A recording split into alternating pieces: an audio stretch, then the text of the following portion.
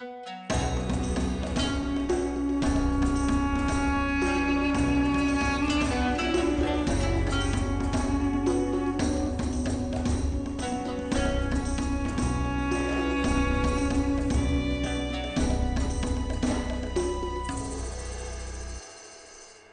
gamers, this is Liz Davidson from Beyond Solitaire, and today I'm going to be reviewing Caesar, a little 20-minute war game by Paolo Mori.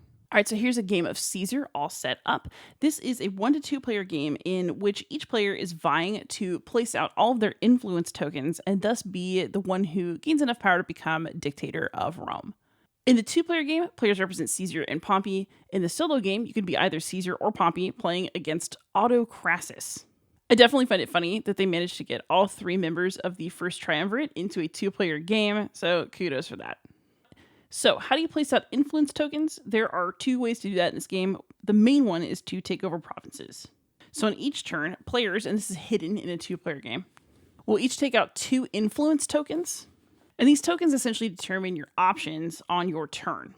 So for example, here we have 2 tokens that have swords on them. This one has a 4 on one side and a 2 on the other. This one has a 6 on one side but a 0 on the other. Both of these could be placed on locations where there is a sword on the map.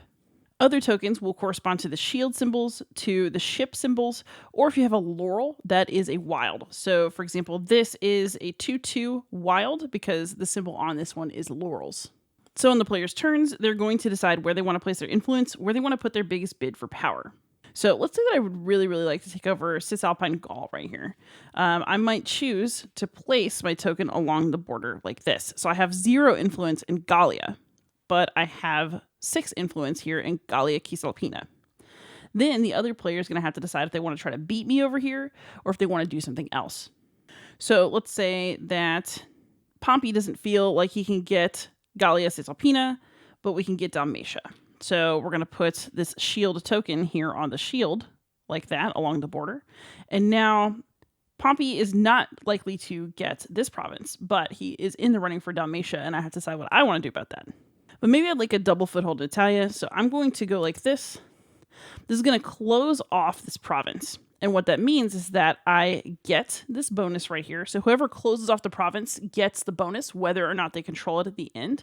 But for now, I'm going to control this province 8-3. I'm going to grab this token. This one's a Senate bonus, which I'll talk about in a moment. And I'm going to place one of my tokens here. So first blood drawn, Caesar's on the board.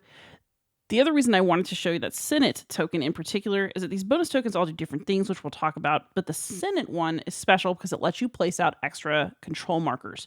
So I've got a control marker here, and then because I collected this Senate token on this turn, and I took control of a province on the same turn, I can place 1 more token over here under the Senate token.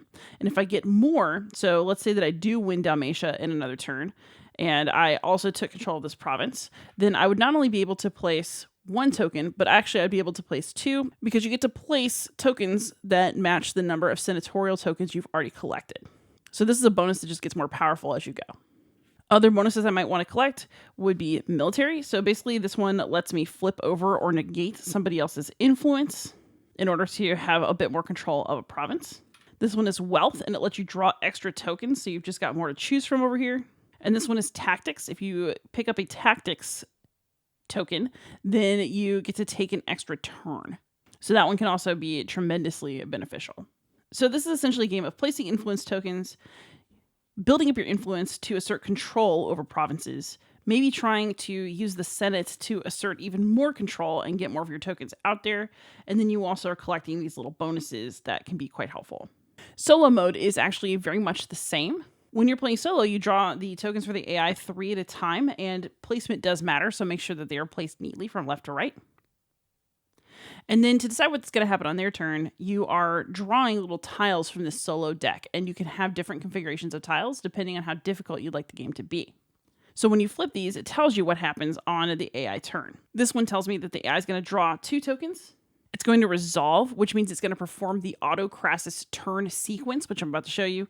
And then it's also going to discard its leftmost influence token. But what that actually means is it just puts its leftmost face up token back into the bag.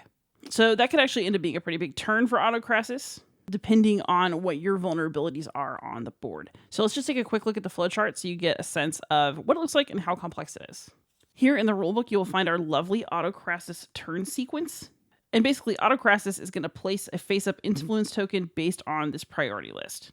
So you have some instructions for how Autocrasis uses bonus powers, and then you also just have a list telling you what Crassus's priorities are and how they're going to choose to place their tokens. So they're going to go for control first. They'll close a province as a second priority, because if you close a province, at least you get the bonus token. If they're losing, they'll compete with you.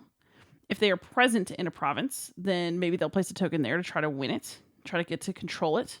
If none of those things are on the menu, then they're going to place in a province adjacent to the one they already control. And the reason for that is if you control 2 adjacent provinces, you can actually put an extra control token out on the border between the 2 provinces you control. So if I controlled both Gaul and Cisalpine Gaul, then I would actually be able to place an extra control marker here between the provinces, getting me 3 markers out instead of just 2. If they can't do that, then they might pick a central province where they can place their highest value token. So there's central provinces that have a little bit more of a punch because they just touch so many things. So Italia would be the most obvious central province. Dalmatia is not central because it has a side that doesn't border another province. And then after that, they'll pick any remaining province where they can place their highest value token. There's some tiebreakers for ties between provinces, as well as for ties between spaces within a province, and also ties between which tokens to place, because maybe the Autocrasis bot has 2 tokens with 2 different symbols that could be placed in a specific province. So essentially, this little 2-page sheet is going to tell you what Crassus is going to do. I'm personally amused that Crassus is in here because not only is he the 3rd member of the Triumvirate, but he was a very, very wealthy man. He was a real estate tycoon who was famous for setting people's houses on fire, buying them on the cheap, and then having his personal fire squad put out the fire. So if you didn't sell to him, he'd let your house burn down. If you did sell to him, well, I guess he got a deal off of you. So that seems like an appropriate personality to assign to an AI. And that is the game. It's a struggle between 2 Roman politicians trying to become dictator, and they do this by placing influence to surround provinces, taking control of provinces where they have the most influence, and deploying bonuses to the maximum effect in order to ultimately be the first in a race to get all control markers out onto the board. So that is our overview. Let's go ahead and have some final thoughts. All right, so now for some final thoughts. Overall, as a 2-player game, I think that Caesar is actually quite good. I've only gotten to play it a couple of times, so I can't give a full review of the 2-player, but the times that I did play were tense, it was fun. The game kind of has a bit of mystery because you don't know what the other person has, they don't know what you have, and, the little bonus tokens really become crucial because if you close off a province, even if the other person gains control of that province, you might accidentally set off a chain reaction that is great for you and terrible for them. Getting to take that second turn with a tactics token. Getting to, block somebody from putting down an extra control marker with a military token. Getting to build up a chain reaction in the Senate that lets you just place all kinds of control tokens over on that part of your board. All of these things are super satisfying. They're super tense. They're super fun. And I really, really appreciate the way the game is built. There are also some cute little expansions, cute because one of them is poison, so nice. And there's also a Centurion expansion that's kind of neat because it puts some extra tokens into the game. So as a 2-player game, this game is definitely at least very good, but this is a solo channel and I need to review the solo mode. And I think this is one of those situations where there's a high demand for solo modes, people like them, people will play them. That does not mean that publishers should make them in every circumstance. So the solo mode works. It is not terrible, but it also doesn't actually capture the way I think this game is supposed to feel. The solo mode is totally functional, but it lacks all of the tension that a 2-player game has. And, you spend, I think, too much of your time looking at the flowchart versus playing your own turns. And so in something like a coin game, where really part of the experience is watching the engine of the game move, I can see that not being a big deal. I don't really mind flowcharts in big chunky war games where you are just trying to kind of work this entire complex system, and then that's just part of the territory. Caesar is clearly designed to be a game that is short, that is quick, that is tense, and having the Autocrasis flowchart, even though it's not that complicated of a flowchart, I think it's just kind of a pain. There are just better, snappier solo games that I could play instead for this weight and this length.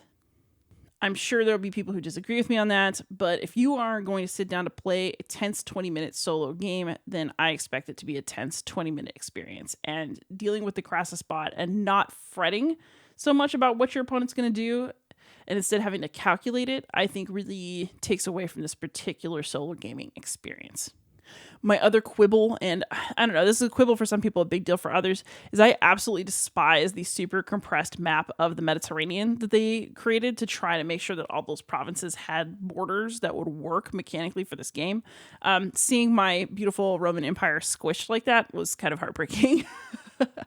So ultimately, my verdict on this game is that as a 2-player game, it's at least really good. Maybe it's great, I'm not sure. However, the solo mode, I think, leaves a lot to be desired. It feels like it's sort of shoehorned in to sell extra copies of the game. It does not feel like it's a truly satisfying experience on its own. And I just don't think that it is calculated to hit the right game length and weight that this 2-player experience offers. So, if you played Caesar, I'm more than happy to hear your opinions, whether they match mine or not. Thank you so much for watching. Please like, subscribe, comment. If you're feeling generous, please give on Patreon. But most of all, happy gaming.